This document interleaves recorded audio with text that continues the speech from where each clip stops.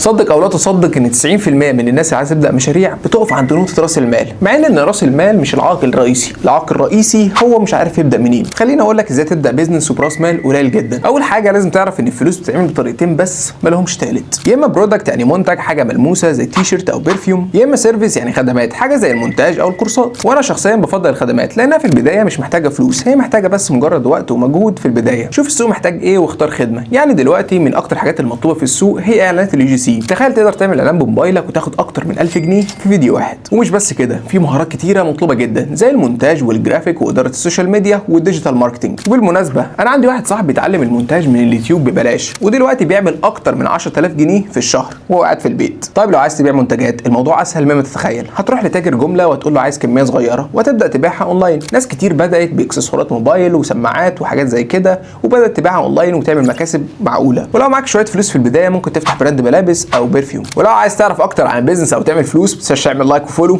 انا عمر درش وده العالم من وجهة نظري.